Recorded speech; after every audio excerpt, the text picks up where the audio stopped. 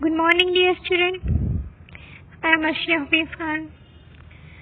In our today's lecture, we will see the next phylum, that is phylum Coelenterata. Here, we will study about the general character only. Okay.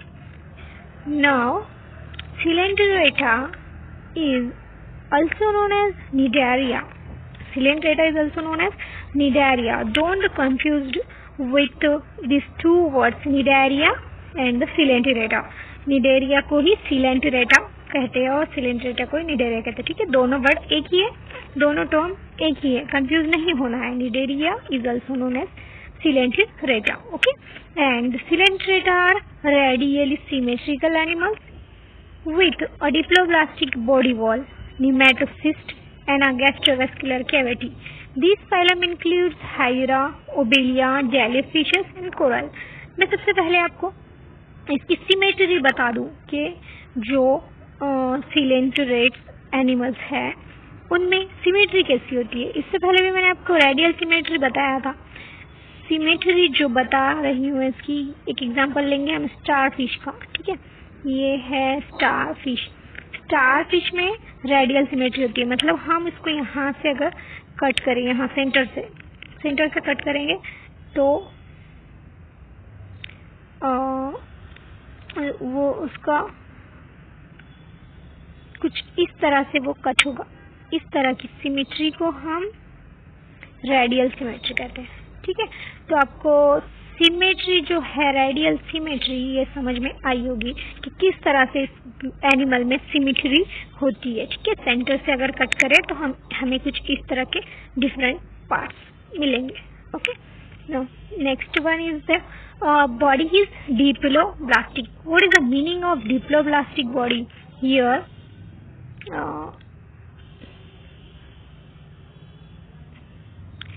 diploblastic means two layers are present in this animal's body. Outer layer is ectoderm and inner one is endoderm. These two layers are ectoderm and endoderm. This is called as diploblastic. Di means two layers present है, इसलिए हमने इसको diploblastic body wall कहा है. ठीक है, then the nematocyst. मैं आपको आगे चल के बताती हूँ कि निमेटोसिस्ट हमने इसको क्यों कहा है. आप अभी फिलहाल में इतना देख लीजिए कि इसमें कौन कौन से एनिमल्स आते हैं. तो इसमें आता है, एग्जाम्पल है हाइड्रा. मैंने हाइड्रा की डायग्राम आपको आगे बताई है. देन ओबेलिया भी Coelenterate फाइलम में ही आएगा, जेलीफिश भी Coelenterate में ही आएंगे, corals also including in this phylum. Okay, now all are aquatic. ये जो एनिमल्स है ये कैसे है? एक्वेटिक है, टोटल वाटर के अंदर रहने वाले हैं. ठीक है, ये बाहर कहीं नहीं मिलेंगे आपको. This is the aquatic animal, mostly marine. बहुत सारे एनिमल्स ऐसे हैं जो कि मराइन मीन्स क्या होता है कि सी वाटर में होते हैं, जो समुद्री पानी होता है. ठीक है, सी वाटर जिसे कहते हैं हम, समुद्री एनिमल्स है ये. बट ऐसा नहीं है कि सारे के सारे एनिमल्स समुद्र में रहने वाले ही हैं, मतलब सी वाटर में ही रहेंगे. कुछ एनिमल्स ऐसे भी है जो फ्रेश वाटर में रहते हैं, कि जैसे कि पॉन्ड्स में, लेक्स में वगैरह, लेकिन बहुत कम संख्या ऐसी है जो फ्रेश वाटर में रहते हैं. मोस्टली मराइन ही होंगे. ठीक है, डिप्लोब्लास्टिक बॉडी मैंने अभी बताया आपको कि ये एक्टोडर्म एंड एंडोडर्म से बनी हुई है. एक्टोडर्म एंड एंडोडर्म ये दोनों से बनी हुई बॉडी है, इसलिए हम इसको डिप्लोब्लास्टिक कहते हैं कि दो लेयर से बनी हुई है. ठीक है, देन सॉलिटरी और colonial. Solitary means what and colonial means what? Solitary means कि ये एनिमल जो है सिंगल रहना पसंद करता है, मीन्स अकेले रहना पसंद करता है. इसे किसी और की जरूरत नहीं है, वो अकेले रहना पसंद करता है. उन एनिमल्स को हम सॉलिटरी एनिमल्स कहेंगे. एंड कॉलोनियल एनिमल मीन्स ये कॉलोनीज में रहना पसंद करते हैं. कॉलोनीज में मतलब एक साथ रहना पसंद करते हैं. ठीक है, अकेले नहीं रहते। देन द रेडियल सिमेट्री, अभी बताया मैंने स्टारफिश का एग्जांपल लेकर आपको कि अगर स्टारफिश को हम कट करें बीच से तो इस तरह की सिमेट्री होती है उसकी, तो इसे हम क्या करते हैं, रेडियल सिमेट्री। ठीक है, then next character is asexual phase is generally polyp and sexual phase is medusa. Asexual phase जो है वो पॉलिप है।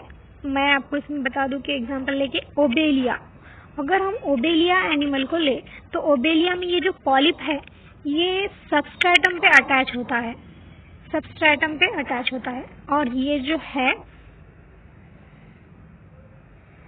ये जो ओबेलिया है ये सबस्ट्रेटम पे अटैच होगा, और ये जो है असेक्सुअल फेज है इसका। क्या है, असेक्सुअल फेज। ठीक है, ओबेलिया का असेक्सुअल फेज। नाउ हम अगर इसका सेक्सुअल फेज देखें, अगर हम इसका सेक्सुअल फेज देखें तो वो है पॉलिप, सॉरी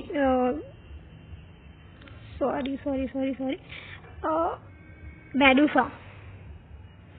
अगर हम इसका सेक्सुअल फेज देखें तो मेडुसा, ये जो मेडुसा है ये फ्री स्विमिंग करता है, ये वाटर सरफेस पर होता है, ये हाँ ये है मेडुसा। ये मेडुसा जो है ओबेलिया का ही पार्ट है, बट ये फेज जो है वो सेक्सुअल फेज है। ठीक है, और सेक्सुअल फेज कौन सा है, पॉलिप है, और सेक्सुअल फेज जो है मेडुसा है, किसका, ओबेलिया का। तो ये क्या है, दोनों इसमें सेक्सुअल सॉरी इसमें जो रिप्रोडक्शन है वो सेक्सुअल है ना, और सेक्सुअल बोथ है। ठीक है, then we will see the next character. Mouth is surrounded by tentacle. Here one most important thing is that is the mouth is present but anus absent. anus जो होता है वो absent होता है सीलेंटरेट्स में। ये आपको एक नोट डाउन करने वाली बात है कि माउथ प्रेजेंट होता है बट एनस जो है absent होता है। ठीक है, अभी मैं आपको आगे बताऊंगी कि माउथ कैसे प्रेजेंट है, कहाँ प्रेजेंट है। एक ओबेलिया का एग्जांपल लिया है मैंने, वो आगे बताऊंगी आपको। एंड प्रेजेंस ऑफ निमेटोसिस्ट और stinging cells is the most characteristic features. इसका सॉरी मोस्ट कैरेक्टरिस्टिक फीचर अगर हम देखेंगे तो निमेटोसिस्ट और स्टिंगिंग सेल्स प्रेजेंट होते हैं। मैं आपको बताती हूँ, देखो मैंने आपको डायग्राम में शो किया है, इस डायग्राम में यहाँ पर ये टेंटैकल्स प्रेजेंट है। ये यहाँ पर अपर साइड में आप देख रहे होंगे कि माउथ प्रेजेंट है, दिख रहा है ना आपको ऊपर साइड, यहाँ ये यहाँ पर माउथ प्रेजेंट है। ठीक है, ये जो राउंड शेप, सॉरी ये जो राउंड शेप है ये क्या है, ये है इस एनिमल का, इस हाइड्रा का mouth. Okay, and these one is tentacles. Okay, tentacles भी present है, but इस tentacles पे ये जो cells दिख रहे हैं आपको, ये जो राउंड स्ट्रक्चर यहाँ पर दिख रहा है, ये है stinging cells.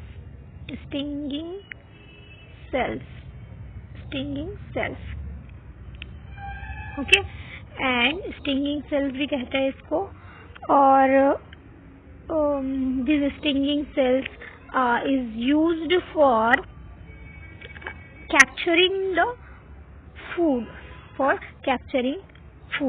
okay.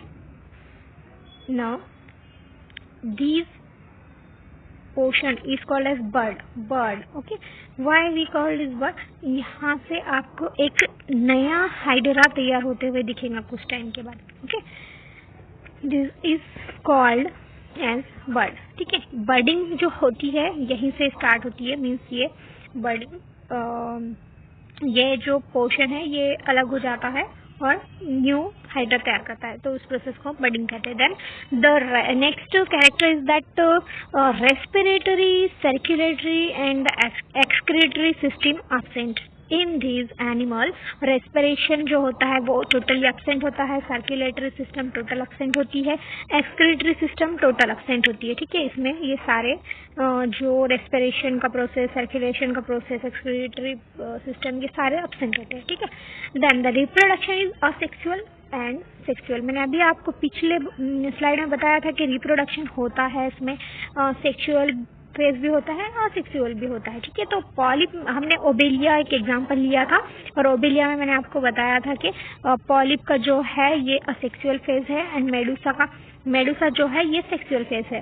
ठीक है, पॉलिप जो था ये नीचे सबस्ट्रेटम पे अटैच था और ये ओबेलिया का ही पार्ट है और ये असेक्सुअल है। ठीक है, दैट मैंने आपको पॉलिप भी बताया था कि पॉलिप जो है ये फ्री स्विमिंग है, ये भी ओबेलिया का ही पार्ट है, बट ये जो है सेक्सुअल फेज है। ठीक है, दो फेज है, सेक्सुअल रिप्रोडक्शन भी इसमें प्रेजेंट है और सेक्सुअल रिप्रोडक्शन भी प्रेजेंट है। ठीक है, तो होप कि आपको समझ में आया होगा। और मैं आपको ये बता दूं कि निमेटोसिस सेल भी हम इसी को कहते हैं। ठीक है, ओके, कंफ्यूज नहीं होना है आपको।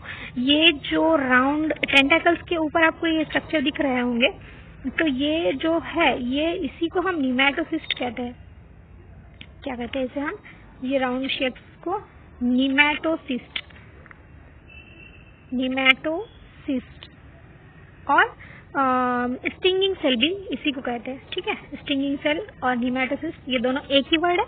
ये किस लिए यूज होता है? फॉर कैप्चरिंग द प्रे और for capturing the food. Okay, तो आपको समझ में आ गया होगा कि ये जनरल कैरेक्टर इसके। Thank you so much.